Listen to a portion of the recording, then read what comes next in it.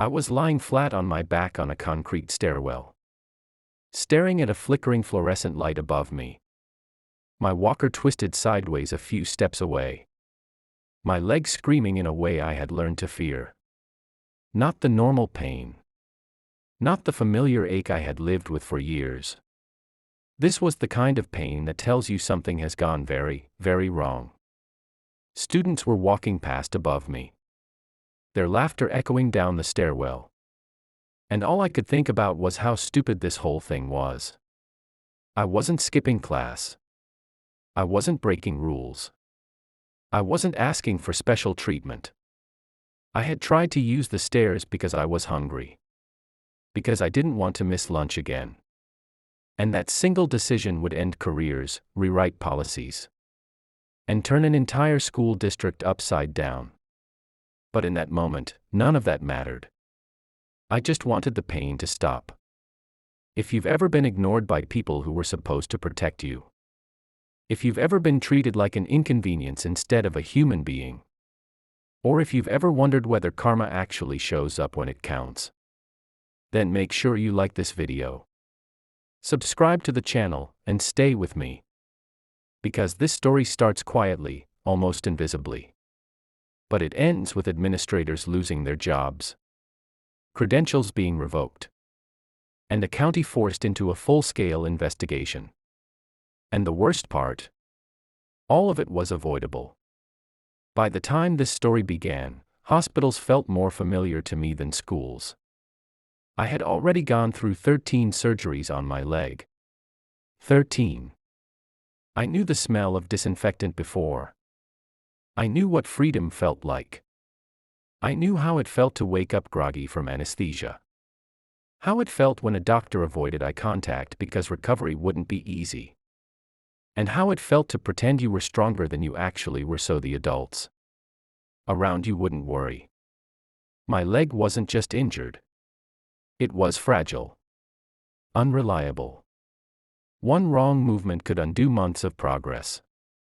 And I lived with that reality every single day. So when I transferred to a new school, I wasn't excited. I was cautious. Nervous. But also hopeful. I thought maybe this place would be different. Maybe this time, adults would listen. I wasn't asking to be carried through life. I just needed the bare minimum to move through a building safely. 3 weeks into the school year, I had to go in for another procedure. For most kids, surgery would be terrifying. For me, it was routine. Painful, yes, but familiar. When I returned, I did everything exactly by the book. Doctor's notes were submitted. Medical documentation was filed. Restrictions were clearly outlined. The school was informed, in writing, of what I needed in order to attend safely. There were 3 major accommodations, and none of them were unreasonable. I needed extra time to get from class to class. I needed a designated escort. And I needed unrestricted access to the elevator. On paper, it all looked fine. In reality, it was a daily battle. From the very first week back, I was constantly stopped in the hallways. Teachers would look at me like I was doing something wrong, their eyes narrowing as they asked why I wasn't already in class. Security officers questioned why I was still in the hallway during class transitions. Why someone was walking with me, why I was late again. Every explanation felt like a confession. Every answer felt like I was on trial for existing in a body that didn't cooperate. My cousin was my escort. We had the same classes. He wasn't skipping. He wasn't wandering. He was there because I needed someone I trusted. I had anxiety. And the thought of a random stranger escorting me through crowded hallways made my chest tighten and my hands shake. Explaining that over and over again wore me down. It chipped away at me in small, invisible ways. But I endured it, because at least I could still move. The elevator, though, was a different story. I was told repeatedly that I couldn't have a personal elevator key. The excuse never changed. Security reasons. Apparently, the elevator key shared functionality with interior door keys. And that made it too risky. I was assured that it wouldn't matter anyway. Because there would always be a staff member stationed nearby to unlock the elevator for me whenever I needed it. They said it confidently. Comfortingly. Like it was a solved problem. It wasn't. Most days, no one was there. I would stand in the hallway, leaning heavily on my walker, watching other students rush past me. Their conversations blurred together. Lockers slammed. Shoes squeaked against the floor. And I waited. Sometimes for minutes. Sometimes longer. Sometimes until the bell rang and the halls were empty. I was late to class not because I wanted to be, but because I was trapped. And every time it happened, I felt smaller. More invisible. Like my needs were an inconvenience everyone hoped would just go away. Lunch was the worst. When you miss lunch once, it's annoying. When you miss it repeatedly, it becomes something else entirely. Hunger creeps into your thoughts. Your patience disappears. Your emotions get sharper, darker. I would stand there watching the clock, knowing that if no one came, I wouldn't eat. And I couldn't just grab food later. My absences were already piling up. Every missed minute felt like another mark against me. After about 3 weeks of this cycle, something inside me broke. One day, I realized lunch was ending again. I was stuck on the wrong floor. No staff. No elevator access. My stomach hurt, my head felt light. And the frustration finally drowned out the fear. I looked at the stairwell and told myself I could manage it. Just slowly. Carefully. One step at a time. I convinced myself it would be fine. It wasn't. I wasn't on crutches. I wasn't mildly injured. I was using a full walker. The kind that announces to the world that your body does not cooperate. Halfway down the stairs, my leg buckled. There was no warning. No chance to recover. My balance vanished, and my body slammed into the landing hard. The impact stole the air from my lungs. Pain exploded through my leg, sharp and unforgiving. I couldn't get up. I couldn't even think straight. I lay there staring at the ceiling, blinking back tears. Trying to breathe through pain that felt wrong in a way I couldn't explain. The lunch bell rang. Footsteps echoed above me. A friend found me as lunch was letting out. His face went pale when he saw me on the floor. With help, they got me up and carried me to the office. Every movement sent fresh waves of pain through my leg. Another friend ran to find my cousin. The one who normally escorted me wasn't there that day. He was sick. And I had refused a stranger escort because my anxiety was already spiraling out of control. When my cousin arrived, he helped calm me down enough to speak. Enough to breathe. Enough to give them my mother's phone number. And the moment my mother heard what happened, everything shifted. Because my mother could be hot-tempered, yes. But she was controlled. Measured. Until you crossed a line. Involving her child's safety.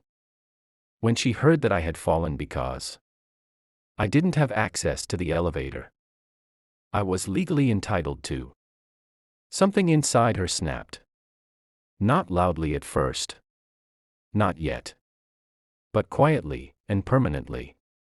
And when she walked through those school doors minutes later, the real story finally began. My mother arrived faster than I thought was humanly possible. One moment I was sitting in the office chair, shaking, my leg throbbing in a deep, sickening way. And the next moment, the front office doors slammed open hard. Enough to make every adult in the room snap their heads around. I didn't need to look up to know it was her. I felt it. The air changed. The quiet hum of phones and printers suddenly felt too loud. Too fragile, like something was about to break. She walked straight toward me first. Her face was tight, jaw clenched. Eyes scanning my body the way only a parent's eyes do. When they're searching for damage they're afraid to see. She crouched down in front of me, touched my shoulder gently, and asked in a calm voice that scared me more than yelling ever could. What happened? I tried to explain. I told her I didn't want to miss lunch again. I told her no one was there to open the elevator. I told her I tried the stairs. Halfway through my explanation, her hand stopped rubbing my shoulder. Her expression didn't explode. It hardened. Like steel cooling into shape. She stood up slowly and turned toward the office staff. Her voice was sharp, controlled, and absolutely deadly calm. Get me the principal. Now. And the vice principal.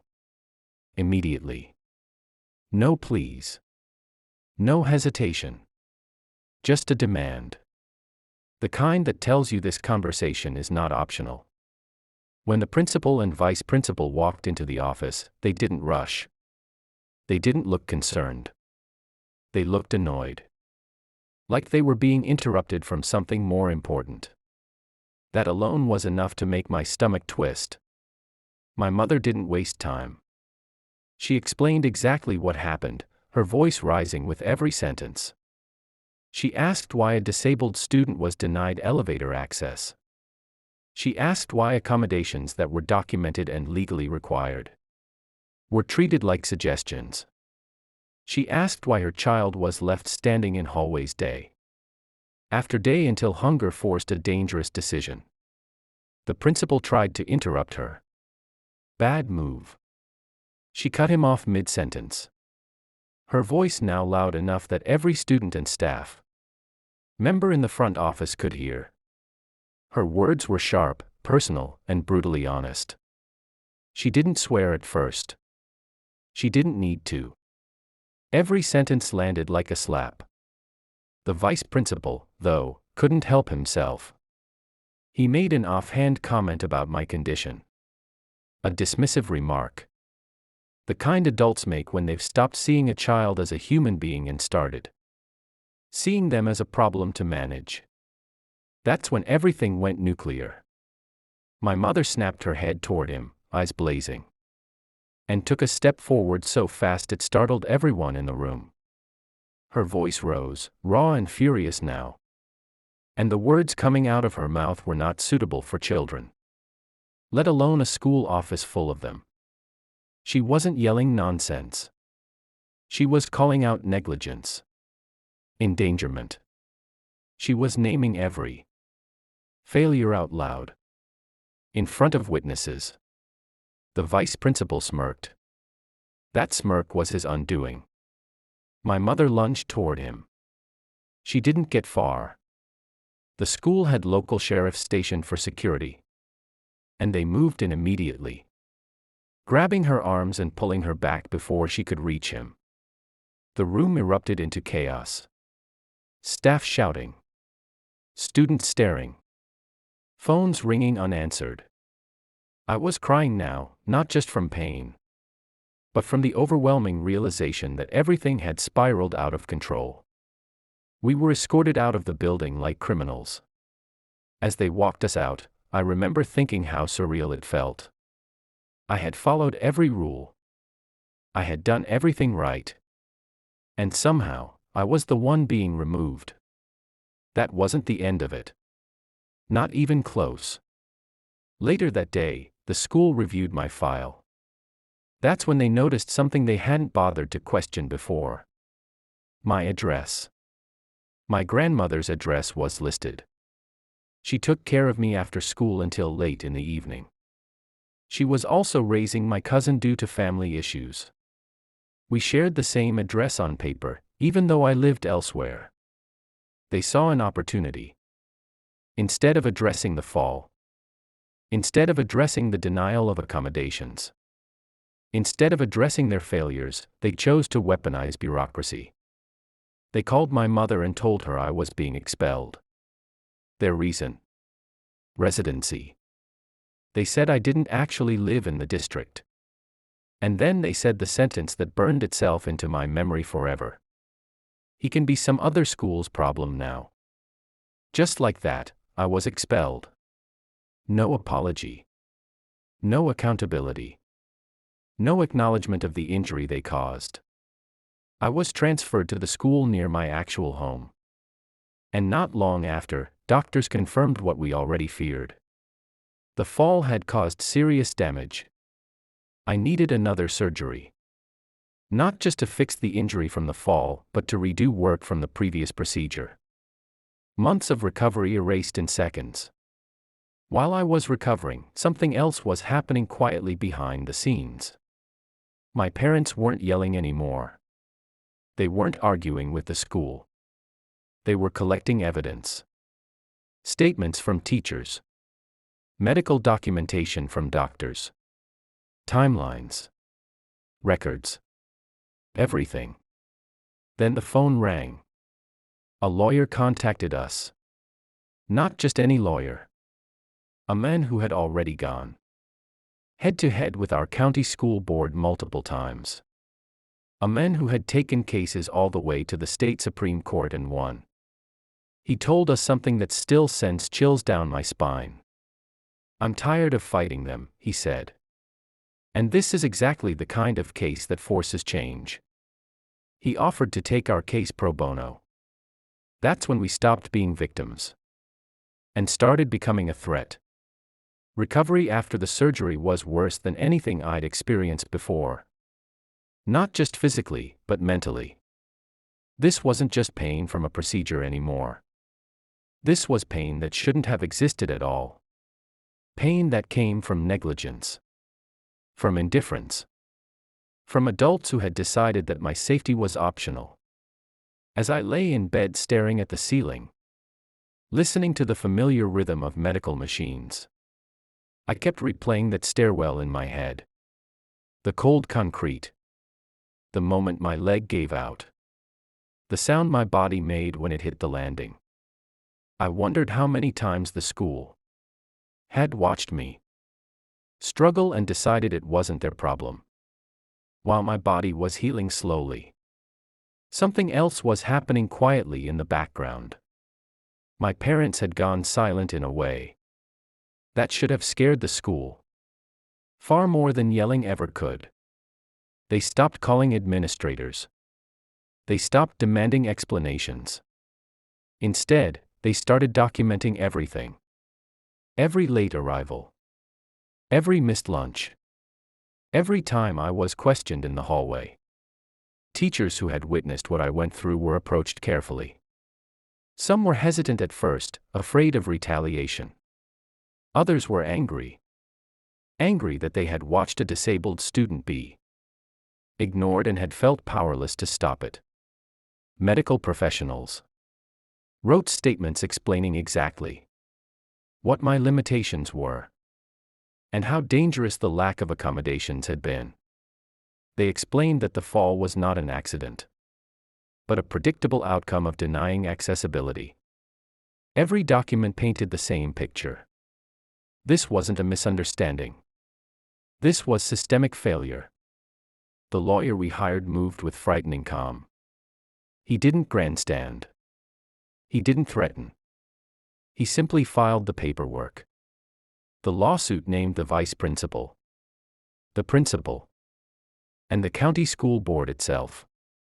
When the school board received the notice, their first response was exactly what you'd expect from people who had never been held accountable in their lives.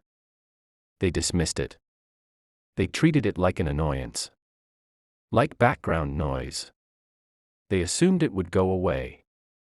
That we'd get tired. That we'd settle quietly.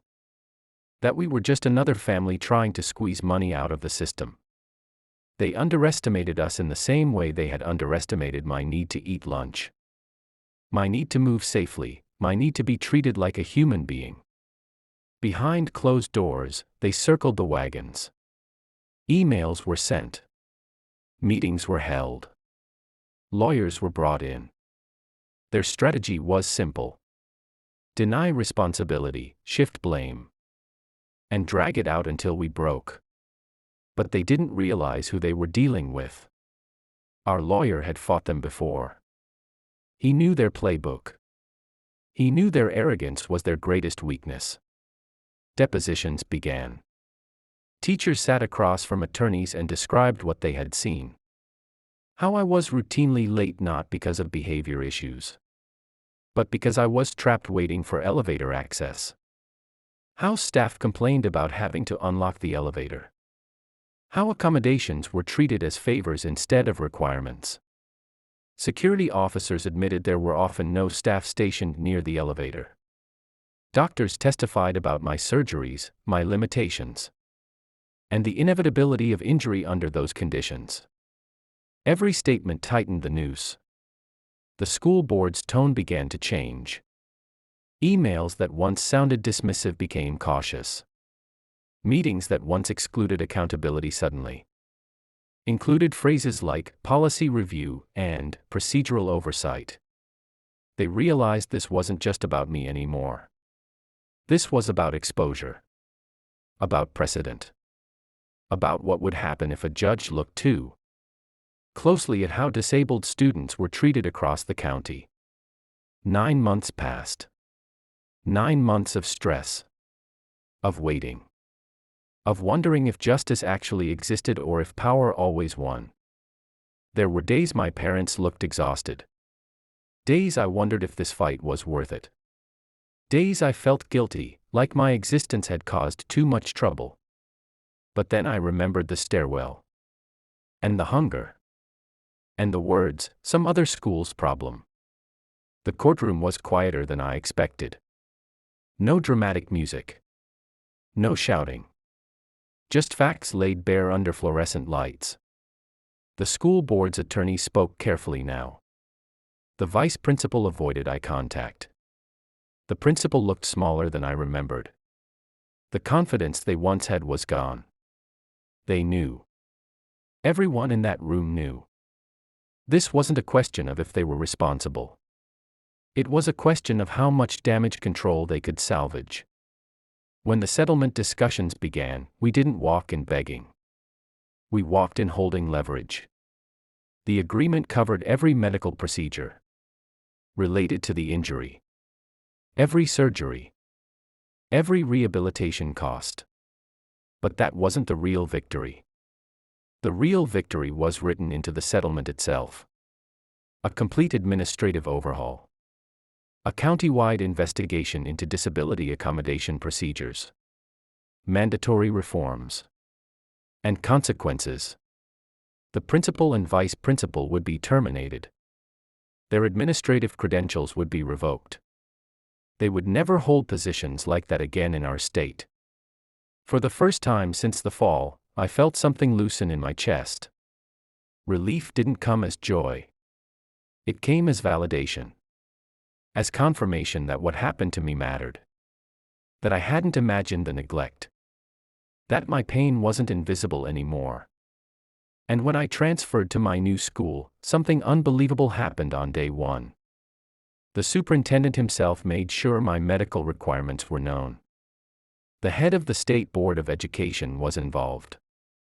I was given a personal elevator key without argument. Without excuses. Without delay. Suddenly, everything I had begged for before was treated like common sense. Funny how that works.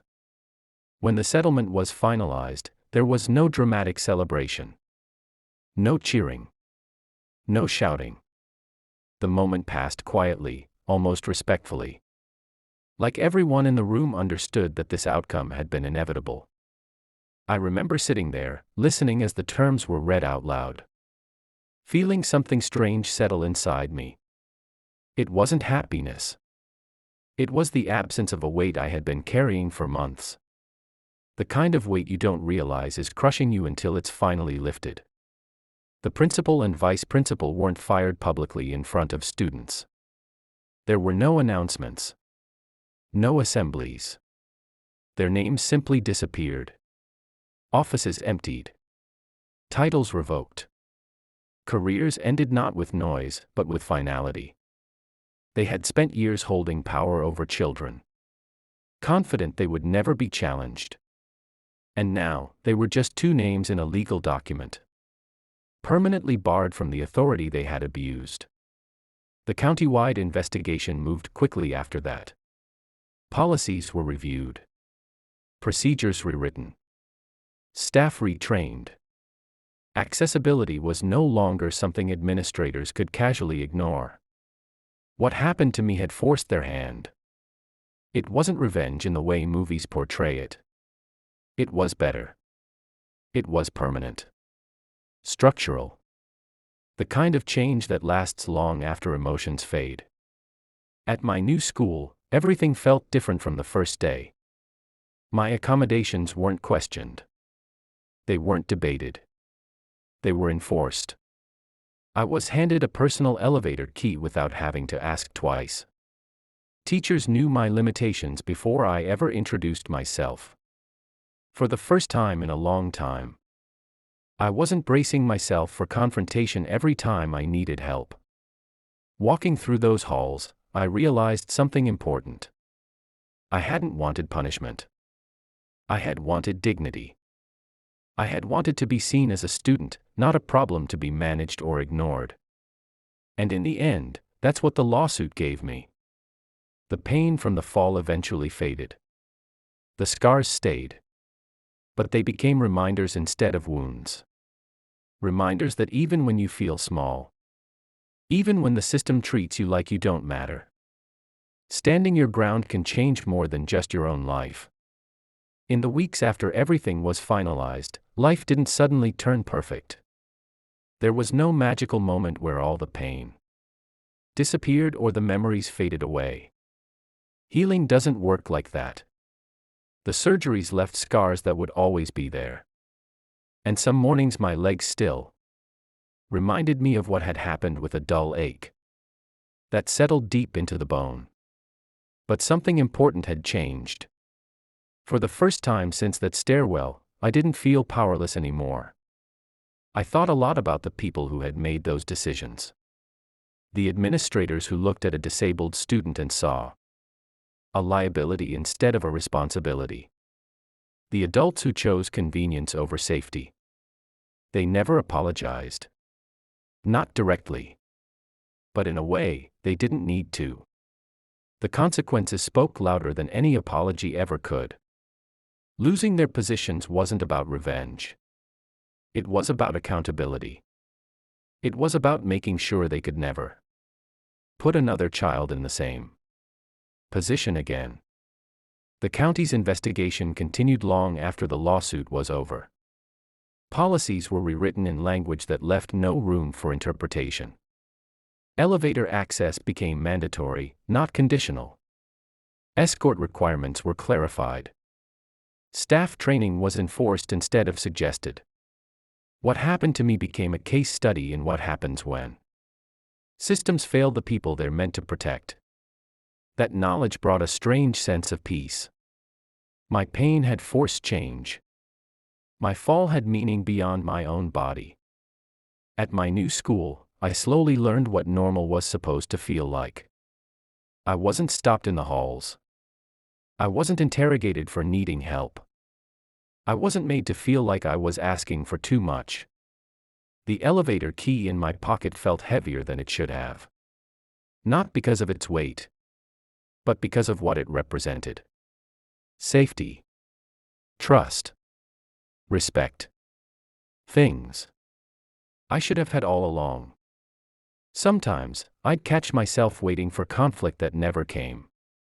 Waiting for someone to question me. Waiting for the familiar tension in my chest. And when it didn't happen, I realized how much damage the old environment had done. Not just to my body, but to my sense of worth. It takes time to unlearn the belief that your needs are a burden.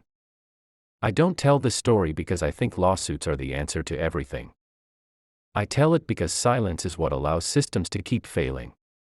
I tell it because there are kids right now sitting in hallways, missing lunches, swallowing pain, and convincing themselves that asking for help is the problem. It isn't. The problem is when people in power forget who they're supposed to serve. Looking back, the most satisfying part of this revenge wasn't the settlement money or the career-ending consequences. It was the moment I realized the system had been forced to acknowledge me, to recognize that I existed, that my safety mattered, and that ignoring disability isn't just cruel, it's dangerous.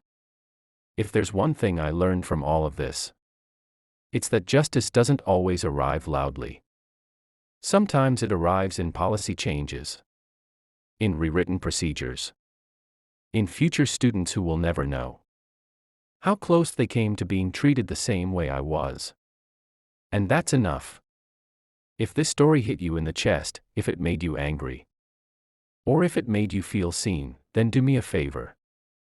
Hit that like button. Subscribe to the channel. And tell me in the comments, have you ever witnessed a moment where someone in power finally faced real consequences? Because stories like this don't just entertain.